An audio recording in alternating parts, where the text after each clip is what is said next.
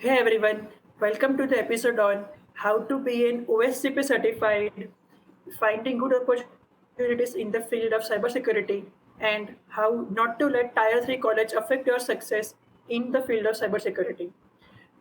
Today, we have Dhiral Vyas, who has completed his graduation just a few days back, ready to tell his story to us. He has so many achievements and has got lots of opportunities. Dhiril, can you please introduce yourself? Sure, thank you for the quick introduction, Jano. I am Dhiral Vyas, a very passionate individual about cybersecurity, and since my high school days, I have been very interested in this field and I wanted to make it my career. So I trained myself, I practiced myself from the internet, and I gained lots of knowledge and certifications, internship opportunities, etc. by myself without needing any assistance from anyone or my college or any other person. I usually needed only the guidance available freely on the internet, such as using practice platforms such as Hack the Box or Try Hack Me, and there are many other you can say resources such as YouTube videos, write-ups, blogs that people write about cybersecurity, by which you can just get a very good grasp of this subject without any guidance from college or your teachers or mentors or anything. That's awesome. That's awesome. So my first question is, why did you choose the field of cybersecurity? Like there are many other fields as well, machine learning, AI, web development, app development, but you choose only cybersecurity. Can you tell me any specific reason for that, and how well were you able to choose this field? Did you explore any other fields, and did you reject those fields, or directly you choose to go, or was there any other reason?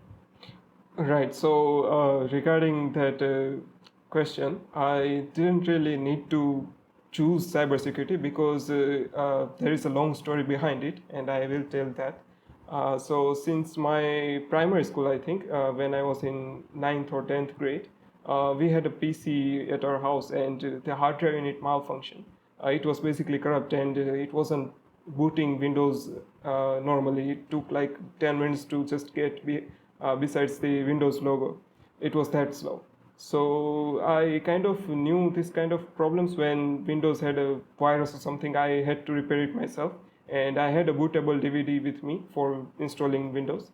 So from that, I learned very small things such as repairing Windows, reinstalling it using command prompt or the bootable DVD to boot into an temporary operating system for installing Windows. So since then, when the hard drive got corrupted, I only had to use a bootable device to use my PC. First, I used just the Windows bootable DVD to browse files, or let's say if I wanted to copy a few photos from my USB to another USB, I can boot from that Windows bootable, or I should say recovery drive. I can boot from that and use the file explorer feature there to copy all these files that I needed in my USB, etc. So for very basic tasks, I was able to use that Windows bootable drive. But I sometimes I needed complex tasks such as browsing the internet and more stuff like that. So I researched a little on my own, and I came to know about Linux. Now Linux is definitely usable and bootable in a storage space less than 2 GBs. So a DVD which comes of usually 4 GBs can easily be made for a bootable Linux distribution such as Ubuntu. So for that, I didn't back then we didn't had Geo or something which right now they give us like 1.5 GB per day or even more than that. Back then we only had like a 500 MB for a month or something. So Ubuntu itself, the ISO was about I think 1 or 2 GBs. So I couldn't download it by myself, and I searched for a computer shop nearby, a repair shop or something, which of course they would have internet for that. And from that, I went to a nearby computer repair shop, and they made me a DVD for Ubuntu. They made a bootable drive for that, and from that, I could use the bootable drive to at least have my PC running and perform few minimal tasks such as browsing the internet or basically doing anything, because Ubuntu itself, you can if you have a bootable drive, you would know that you can have that option for testing Ubuntu before installing it. And that testing Ubuntu, you can do many things that you can do without even installing it on your computer, just from that bootable drive. So that's how I kind of came to know about Linux. From that, when I reached, I think, 11th grade, I was very curious about that operating system and how this stuff works. So I researched along, and I found that something called the Kali Linux is used for hacking or something. And I was just curious to know about that. So I decided, okay, let's try Kali Linux instead of Ubuntu. And of course, we didn't had internet back then as well. So I told my friend who had, I think, fiber connection or something, and he downloaded the Kali Linux ISO, and I got it into a bootable DVD. And from then onwards, I used Kali Linux. Now, usually there isn't that much of a difference between them. Just the graphical interface is a little different, and for basic tasks, it doesn't really matter which distribution of Linux you use. However, Kali Linux has a few tools pre-installed in it, and because of that, I was able to get myself familiar with those common tools. So, for example, in Kali Linux, the start menu, you can say, has different categories of tools. So, for example, Wi-Fi analysis, web application pen testing, network pen testing. And I was just curious about it, so I just Googled stuff that what is this network pen testing, what is this Metasploit thing, what is that called, what is this SQL map, what is this Nmap. And from that, I learned the very basic commands for these tools that are used in cybersecurity. You can also have that most of tools include their manual pages. So you can type, for example, nmap space dash dash help, and that will display a few syntax or arguments regarding that tool.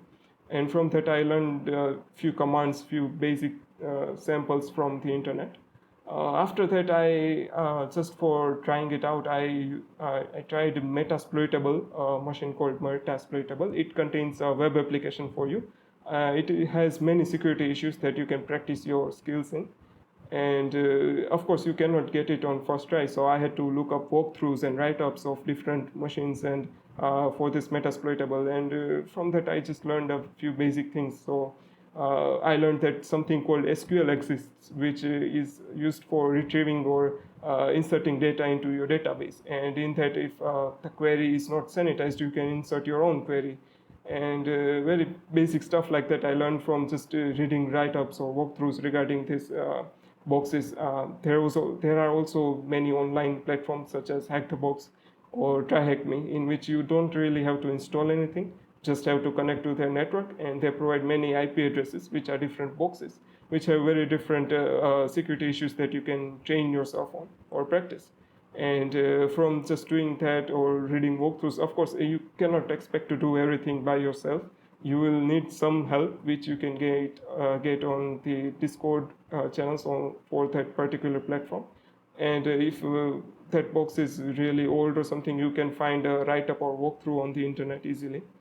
And for a few months, I couldn't really do anything by myself. I always had to consult a walkthrough or ask for help that what should I do right now. I am in this web application, it has a login page, but I cannot get past it. So what should I do?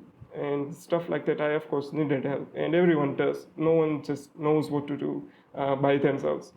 So that's how I got the minimal, or I should say basic knowledge for cybersecurity. And I didn't really get to choose it. I had to learn it because of PC problems I had for my So home computer. the famous saying of our Prime Minister Narendra Modi, आपद आको अवसर में परिवर्तित करिए. This is shown clearly, like your machine was not able to work on Windows, so you learned specifically for to repair your machine only. And today you are sending one of the brightest person of our college, and having so many opportunities, you have proved that Tier 3 college doesn't really matter so much. So initially, you were not knowing what to do, how to take guidance, when to do, how to do. So if you wanted to ask something, like you wanted to ask for guidance, uh, whom did you consult? Like, did you went to Google? Did you talk to any person? Did you watch YouTube tutorials? Like, what did you do?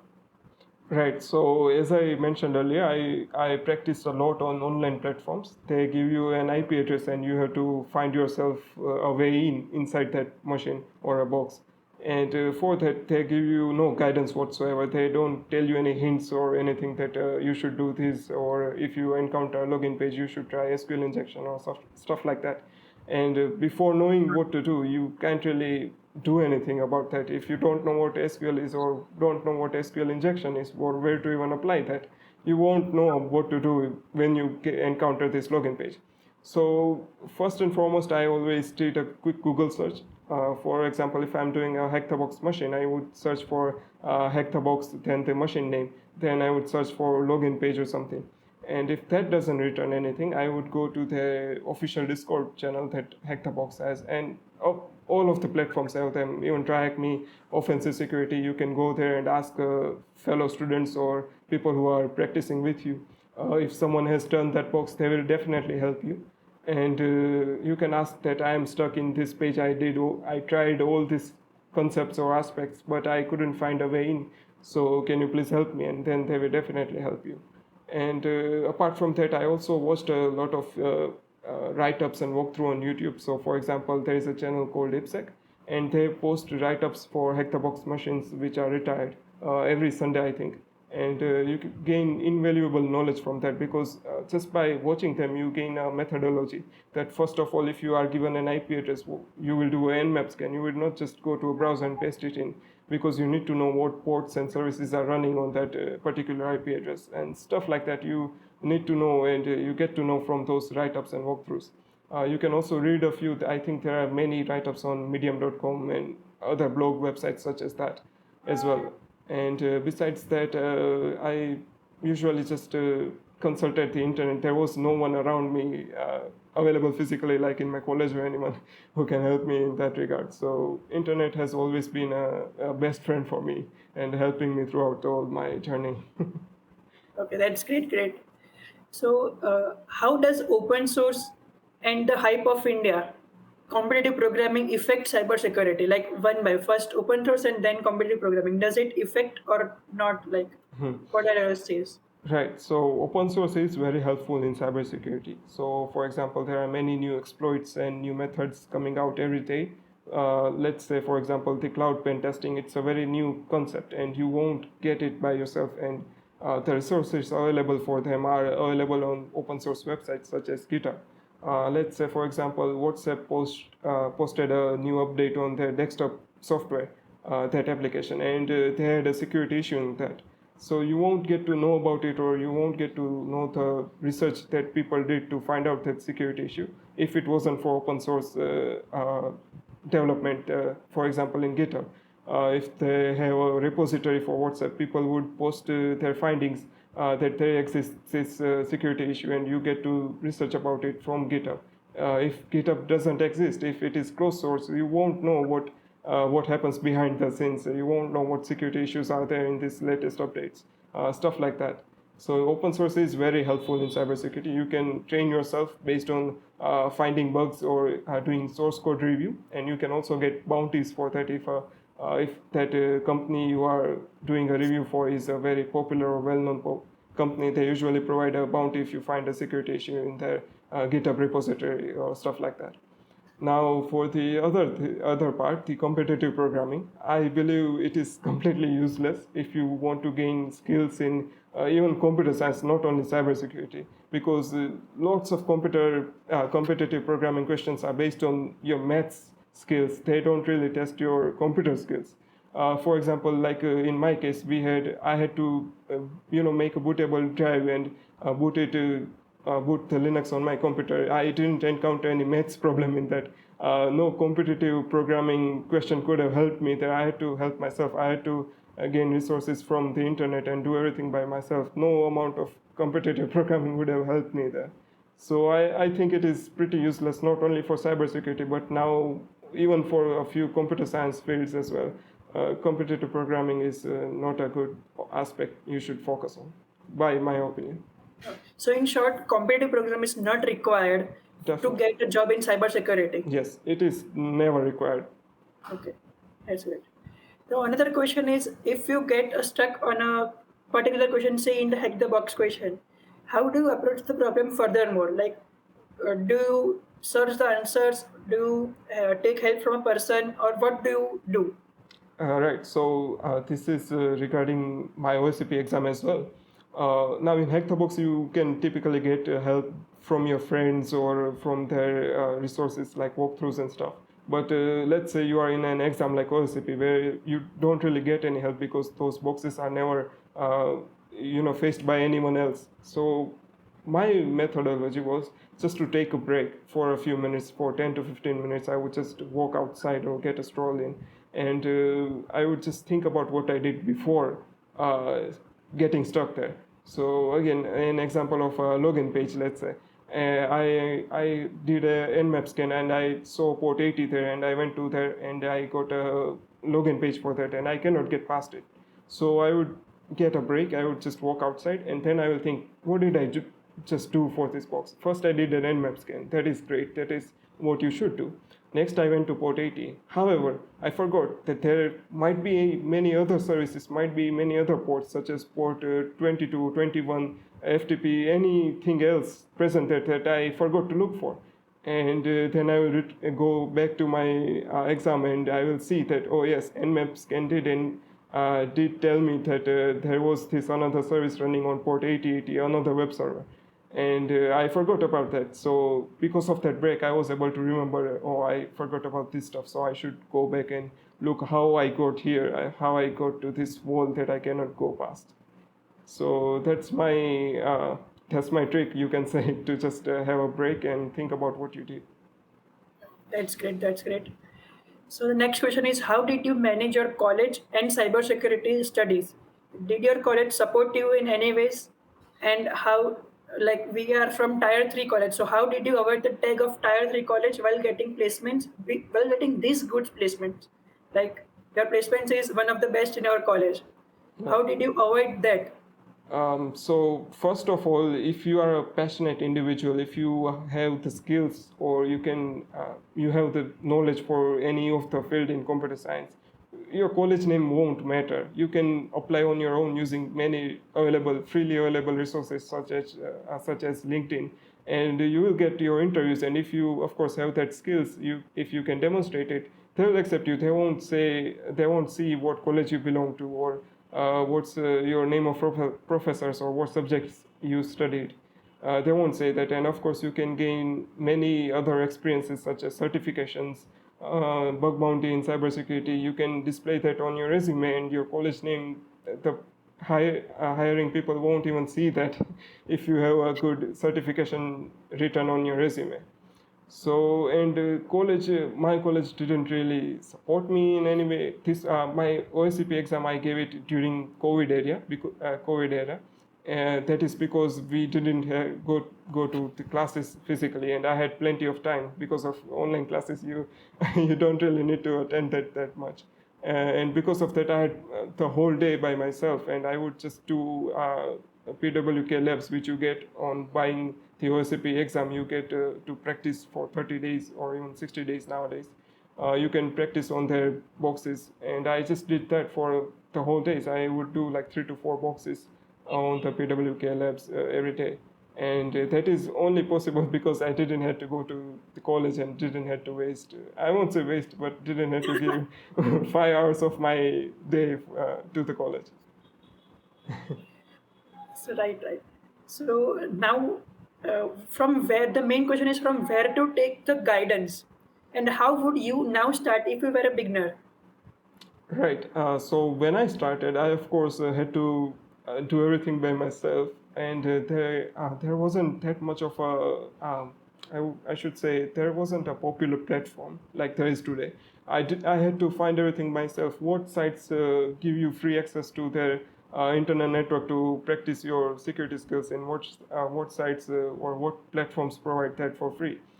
However, nowadays it is a very popular field right now in cybersecurity. If you just search for cybersecurity, you will easily find platforms such as Hack the Box, TryHackMe, stuff like offensive security. You will find them easily on your first page of the Google search.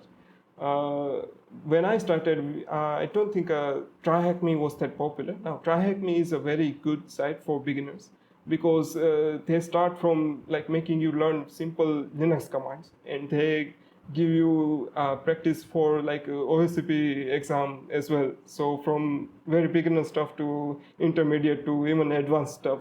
For example, Active Directory, and that is very advanced knowledge that you can get from that one platform, TryHackMe, and it is free for anyone who wants to join in. So when I started, it wasn't that popular, and because of that, I didn't really get a chance to start with it. I had to push myself and learn very basic things while doing very advanced stuff like boxes in Hack the Box.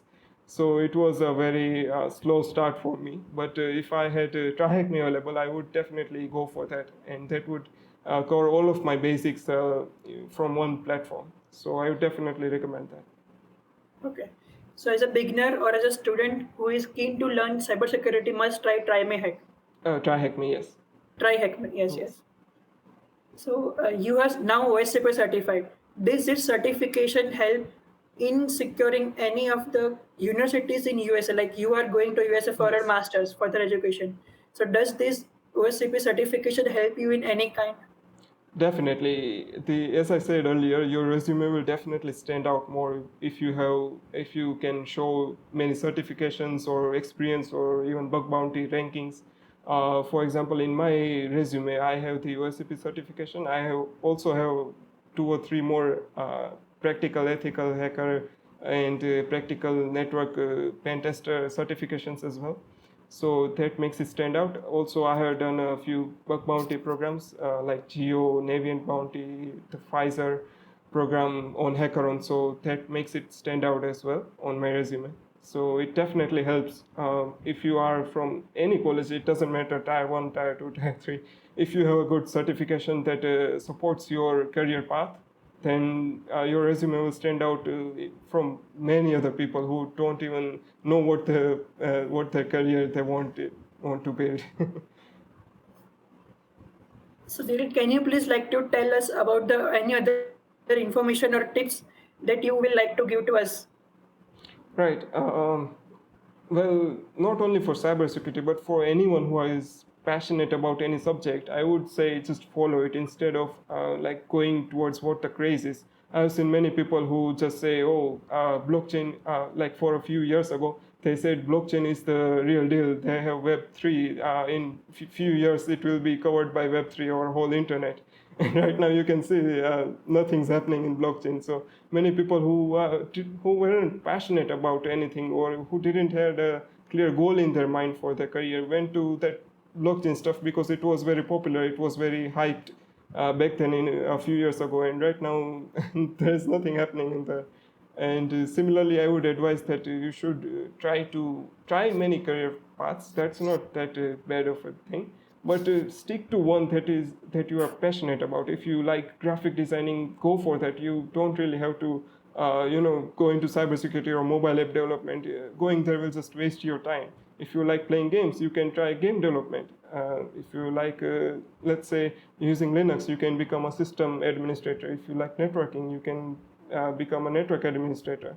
There are many jobs available for plenty of fields that you might be passionate about and you won't even know before trying.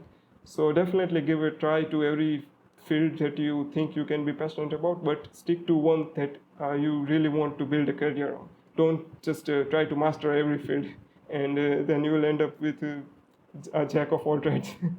Yes, that's absolutely correct. I wish I knew sometime before. I have suffered this, but it's all right now. So thank you, Dhiral, for your guidance and your time.